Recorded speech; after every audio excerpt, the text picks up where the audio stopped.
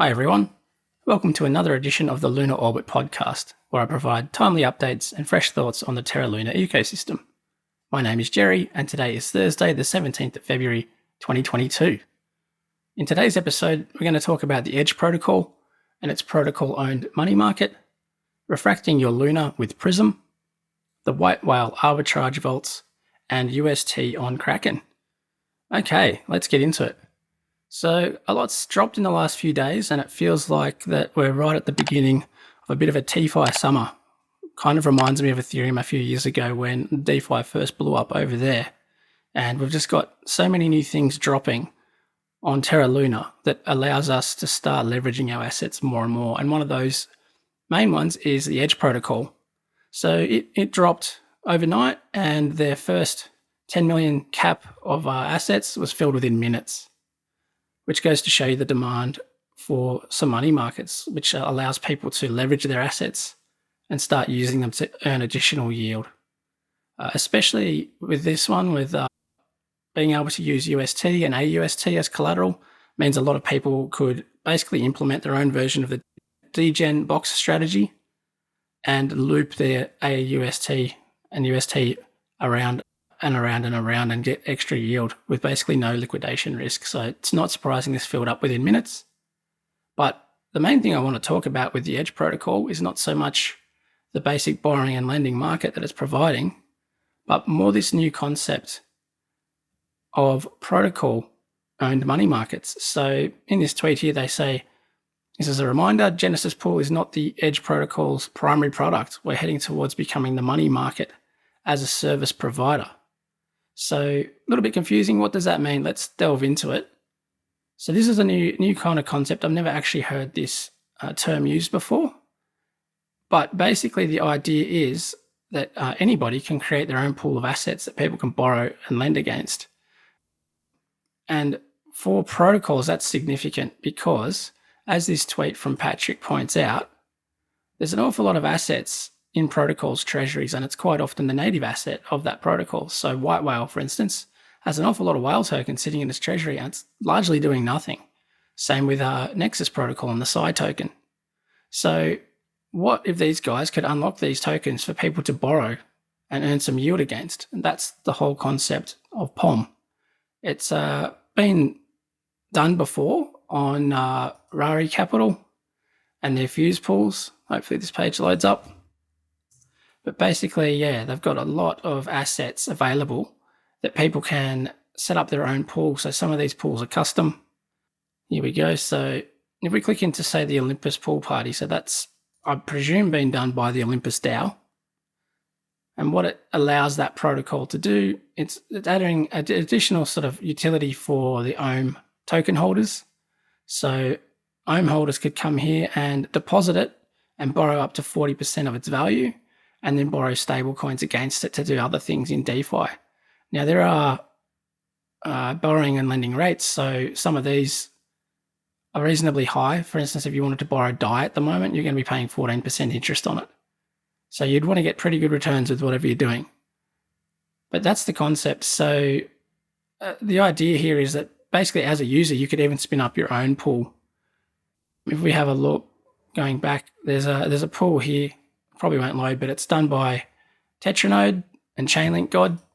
So two of the big Ethereum whales, and they're basically unlocking some of their own stable coins for people to borrow against. And the people that are borrowing it are going to have to pay some yield back to Tetranode and Chainlink God for that service. That's the reason why they do this. And the other thing is, this is all based on debt, right? So you've got loan to value ratios.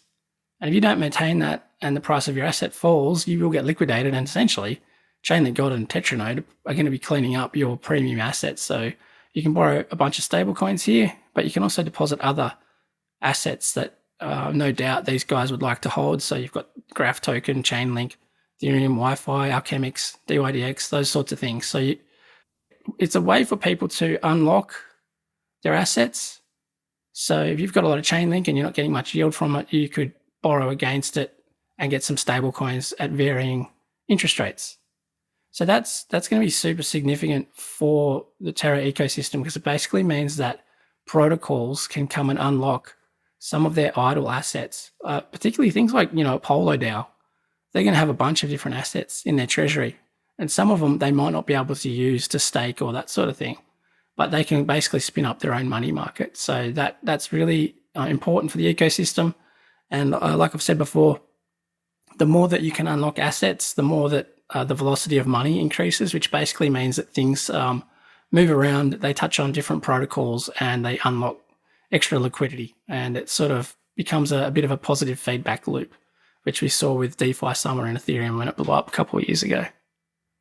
Okay, so next up, I wanted to talk about the Prism Protocol. It's been spoken about a lot, but it's just had a significant step in the last couple of days where we can now come in and refract our Luna. So just a quick recap on what that means. It means you can come and deposit your Luna and you convert your Luna into C Luna. So C Luna is staked Luna. It's staked by the Prism Protocol and gets staking rewards. And once you've done that, you can then come and split it into its two parts, P Luna for principal and Y Luna for the yield component. And then that is dynamically priced by the market. So I think it's on the swap page here. We can start to see the values. And we can see that Y Luna is trading at 38 UST, P Luna is trading at 16 UST. And if you add these two together, you basically get the price of C Luna, which is one whole Luna that's been bonded and staked with the protocol. So what that means is that it unlocks a lot of extra utility and sort of primitives that can be built upon. So for instance, this is getting all the yield, Y Luna. It's getting all the staking rewards. And that's kind of cool to be able to separate it from this, but people are starting to question what's the value of P Luna, because really Luna without staking rewards is really just a governance token. It's just, at the moment, it just allows you to vote in Luna governance. So what is that worth? It's a very abstract thing. It's hard to digest. So the market is pricing these differently. This actually was up to 40 UST when it first launched. So if you were good at sort of working out and playing these off against each other, you could have made an awful lot of money. So people are trading, traders are trading as they do in and out between these two assets. But there's also a bunch of arbitrage opportunities. Like if this and this equals more than that, that's an arbitrage opportunity. The other thing to look at is the other swap pools. They all are priced against Prism. So you've got to trade against Prism. Prism's providing the liquidity, if you like. So that is why the token's important. But it's also an example that, there's awful lots of arbitrage opportunities. So again, if Y Luna and P Luna are worth more than C Luna, then you could sell those two for the C Luna and get more of it. That's an arb. There's an arbitrage opportunity here between Luna and C Luna, just as there is between Luna and B Luna, which is the staked Luna in the Anchor protocol. And in fact, that's another arb in itself, the arbitrage between B Luna and C Luna, which is just staked Luna, the same asset, but in two different protocols. Then you've got X Luna in Stata Labs. That's their version of it. That's a liquid staked derivative of Luna. So there's awful lots of arbitrage opportunities, and it's dynamically changing all the time. And bots are going to be doing exactly that, arbing a whole bunch of this stuff. But what's significant is these pools, the swap fees that are generated from them, go back to the Prism treasury and the ex-Prism holders. So there's just how Prism accrues value over time. And I mean, we've really only launched one product, Refracting Luna. And from it, you've got 7 different pools that are running at the moment. So imagine what happens when they start putting, staked Solana and staked Atom and staked Polkadot. All sorts of stuff is going to flow through this, and the pools live on here. It's its own automated market maker. These are the only places you can swap in between these things natively at the moment. So that's really interesting. If you have a look at Govern, it's sort of showing you the nominal yield. It's going to change all the time, especially if more people start staking their Prism. It dilutes that down a bit. But again, if we keep adding more and more assets on here, X-Prism is going to just generate stacks of value. So super exciting. I'm glad that it's there. The next significant step with the refracting is to be able to farm the Prism token with your Y Luna. So you could come and deposit your Luna, refract it into P and Y Luna, then deposit your Y Luna into staking and start getting some yields. And it also allows you to farm the Prism token as an incentive for being involved in the ecosystem. The other thing that's worth mentioning is that P Luna, most people, they're probably not sure what they're going to do with it. Some people who don't want extra risk and always want to be able to get back to one Luna by minting their Y Luna and P Luna back to Luna, they're going to need to hang on to their P Luna. Otherwise, they're going to be at the mercy of the market trying to buy it back later on. But one thing to mention is there is a little bit of utility that's being built around P Luna already. And one of those things is the stake to subscribe service that I've mentioned previously with CoinHall. So just a quick recap. CoinHall, it's basically almost like a DEX aggregator. It's starting to become that. So originally it was just price feeds, but now you can swap in between using the various pools right on their platform. And they're also going to allow us to have extra analytics and all these extra things by staking. So you could just stake your native Luna, but if you can refract it into P and Y and start farming the Prism token with the Y and then deposit the P to unlock this, that's probably actually a higher APY than just staking Luna on its own within the Terra Station wallet. So yeah, it's all coming together, guys. There's an awful lot happening in Terra DeFi, or TeFi as we call it, and this is just the beginning. It feels like we're honestly in the first innings of all this, and this stuff's just going to explode over the next few months. Okay, so while I was talking about all the different various arbitrage opportunities that the Prism Protocol presents, WhiteWhale is well positioned to start to dominate this. And on the same day, which worked out really well, their first vault opened up. So now you can come along and deposit your UST into their vault. We have a look at vaults here. It's saying the APR is 20+%.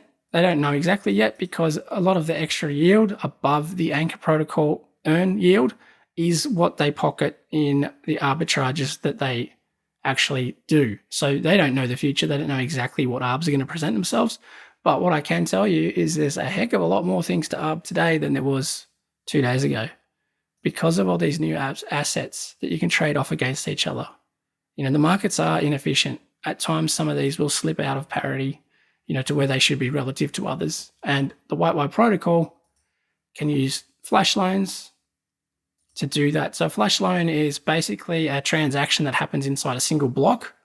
So briefly, I'll explain how that works. A user comes along, deposits their UST into the WhiteWhale Vault. WhiteWhale in the background deposits your UST into the Anchor Earn protocol, the Earn side of Anchor, earning 19.5% interest. An arbitrage opportunity could present itself here. Within a single transaction, a single block, they withdraw the funds from Anchor, they perform their arbitrage, and then they put the funds back into Anchor. And if they don't make money in it, the transaction doesn't execute. So over time, as more things are easily arbed, and the bigger this ecosystem gets, you know, potentially the more profitable WhiteWhale becomes. And like I said, we're just in the first few days of TeFi, really. You know, until recently, we really only had a couple of protocols running. And now suddenly we've got, you know, 7 or 8 spinning up all around the same time. And there's an awful lot to arb. So if you can't tell, I'm really bullish on Prism because it's value accrual to the token, and WhiteWhale also, the way they've gone about it, and their regular community briefings, you know, gives me a lot of confidence these guys are moving in the right direction. So have a think about them, maybe consider them. I'm actually pretty bearish on most Terra alts, but these two for me are a shining light so far. Okay, so the last thing I wanted to talk about, just a real quick update, is Kraken put this tweet post out saying that UST is now available on their platform, and they've got a little Medium post on it as well, which doesn't really tell you much more than that. But this is significant. As we can see, UST is now becoming more freely available on all the centralized exchanges. And the centralized exchanges, guys, is going to be the conduit that brings users across to Terra natively. There are going to be other fiat gateways directly. Cato Money just announced one during the week as well. But it's significant. The more UST that we have on centralized exchanges, the stronger UST becomes. People won't be starting to park profits in Tether because there's some centralization risks here. They'll use UST. And some of those people that are sitting on UST might be like, it's just sitting in my wallet on Binance. There's no reason really why I don't send some of this and put it in Anchor or to WhiteWhale and start getting, you know, 20+% yield on my UST. So the UST invasion continues, and yeah, the next to bend the knee to UST is Kraken. So super important to keep seeing the ecosystem growing like this, with adoption not just from users but from also the exchanges. And let's face it, guys, 90% of people are on centralized exchanges. This is how we get users over onto the blockchain using all these new TeFi and DeFi primitives, and basically improving their standings in life, because it unlocks all these banking applications in a permissionless way. You don't have to sign any paperwork. You don't have to show, your credit history, all that sort of stuff. And it's just opening up opportunities for people. So anyway, guys, that's all I've got for today. I hope that was useful. Thanks very much for watching.